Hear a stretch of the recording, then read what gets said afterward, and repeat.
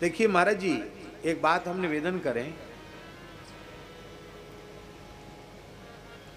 राजा का धर्म है युद्ध। राजा का धर्म है युद्ध, क्योंकि यह एक नैसर्गिक व्यवस्था है, ईश्वरीय व्यवस्था है।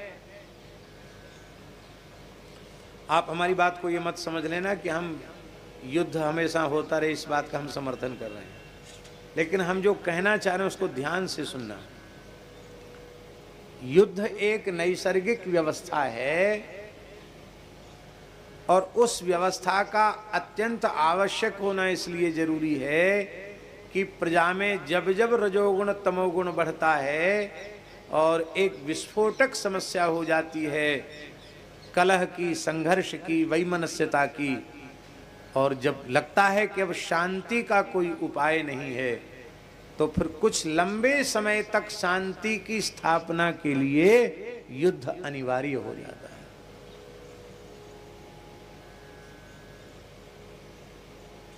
हम आपको उदाहरण देंगे। रावण के द्वारा बहुत भारी अशांति समाज में हो रही थी। बहुत लंबा शासन था रावण का, और उसका राज्य शासन केवल लंका तक सीमित नहीं था। उसके आतंकवादी अड्डे नासिक तक बन गए थे। पंचवटी में खरदूषण तीसरा सेनापति थे, इधर बक्सर तक सुबाहु मारीच, इधर ताड़का, ओ महाराज पूरा क्षेत्र, इधर ब्रज क्षेत्र में लवणासुर। ये सब रावण के ही तो लोग थे, रावण की ही प्रकृति के लोग थे। पूरे देश में उस समय अशांति थी। थोड़े थोड़े धर्मनिष्ठ राजाओं की प्रजा में उनके कारण कुछ शांति थी, और वो भी इसलिए थी कि वे राजा इतने शक्तिशाली थे कि वो दुष्ट सीधे उनसे टकराना नहीं चाहते। लेकिन राम रावण युद्ध हुआ और शत्रुघ्न जी के द्वारा लवणासुर का विनाश हुआ, तो उसका परिणाम हुआ 11,000 वर्षों तक शांति की स्थापना हुई। कितने हजार वर्षों तक? किसी मत से 13,000 वर्ष, किसी मत से 11,000 वर्ष। 11,000 वर्ष तक यह धरती में शांति का साम्राज्य हो गया। राम जी के जैसा राज्य, राम जी का राज्य। उसकी विस्तार से चर्चा करेंगे तो विषयांतर हो जाएगा। महाभारत काल में भी कितनी विकट समस्या थी।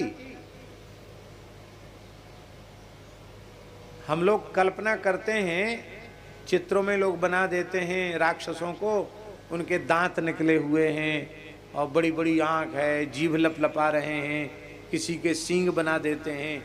ठीक है, ऐसे कोई होते होंगे, हमने तो देखे नहीं, लेकिन सच्ची बात है ये असुरों के सिंग पूंछ की जरूरत नहीं होती है।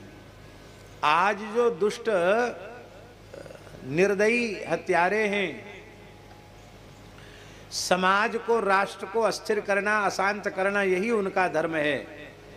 और वो अपने को क्या कह रहे हैं महाराज जी? वो अपने को जिहादी कह रहे हैं। जिहादी माने धर्म योद्धा। और ये धर्म युद्ध कहां से है? किस संप्रदाय के मत में, किस धर्म शास्त्र के मत में? और निरपराध लोगों की जाति पूछ करके, धर्म पूछ करके उनकी नृशंस हत्या कर देना, ये कहां का धर्म है?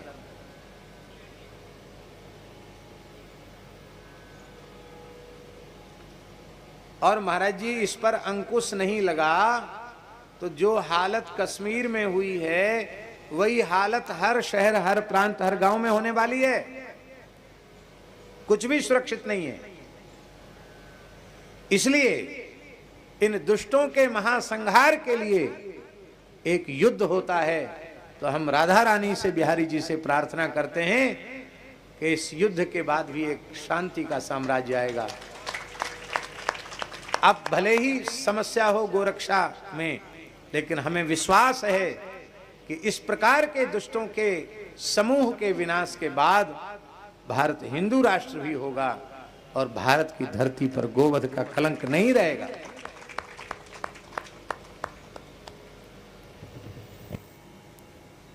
कितनी दुखद बात।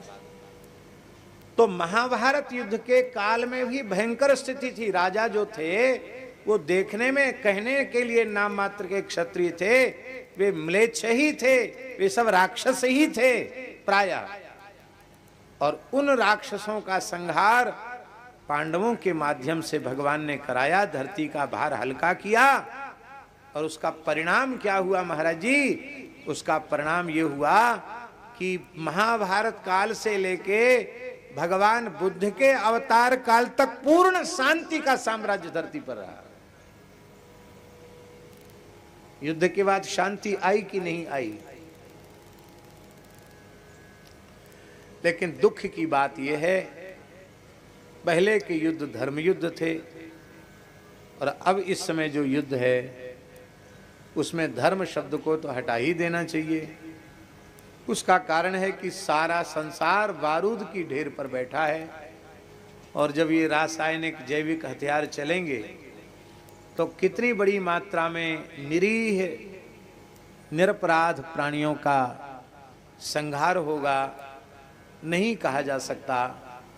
और इसी कारण से आज पूरे विश्व के लोग युद्ध को बचा रहे हैं कि कैसे भी ये बच जाए।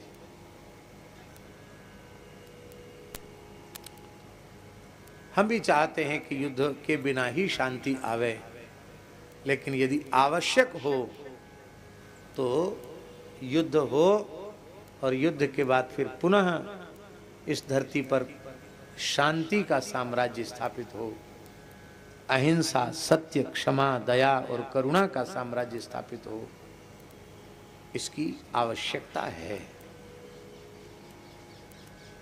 बोलो भक्तवत्सल भगवान की जय। और महाराज जी एक विशेष बात और है, ये तो इस प्रकार के शासक इस समय देश में हैं, ये न होते कोई दूसरे होते तो अब तक भयंकर गृह युद्ध छिड़ गया होता। और अवसर की तलाश में हैं लोग, और वह दिन दूर नहीं जब कुछ इस प्रकार की परिस्थिति बनी तो वो भारत की मिट्टी में पैदा हुए लोग, भारत का अन्न जल खाकर पुष्ट हुए लोग और भारत सरकार की नीतियों के कारण इस देश के प्रथम श्रेणी के नागरिक, हिंदू महाराज जी दोयम दर्जे का नागरिक है और मुसलमान एक नंबर का नागरिक है। वो 4 ब्याह कर ले उसकी नौकरी नहीं छूटेगी, वो चाहे जितने बच्चे पैदा करे उसका राशन कार्ड बंद नहीं होगा। और सारे कानून हिंदुओं के लिए। समान नागरिकता देश की स्वतंत्रता के बाद ही रहनी चाहिए थी, लेकिन नहीं हो पाई। बहुत जरूरी है समान नागरिकता, और इतनी बड़ी संख्या हो चुकी है कि ये बहुत घातक है देश के लिए, धर्म और सदाचार के लिए बहुत बड़ा घातक है। इसलिए हिंदू समाज को जागृत भी होना चाहिए, संगठित भी होना चाहिए और समय आने पर अपने प्राणपण की शक्ति लगा करके और हिंदू सनातन संस्कृति के अस्तित्व को बचाने के लिए लड़ना पड़े और अपने प्राणोत्सर्ग भी करना पड़े तो भी लोगों को तैयार रहना चाहिए। जो लोग हमारे जैसे लोग जो कुछ लड़ने भिड़ने की प्रकृति के नहीं हैं, वो स्तोत्र पाठ करें, भगवान से प्रार्थना करें, इतना तो कर सकते हैं कि नहीं, उतना भी करें। पर सबको संगठित होने की अत्यंत आवश्यकता है। युद्ध के बाद शांति आती है, युद्ध के बाद शांति आई। बोलो भक्तवत्सल भगवान की जय।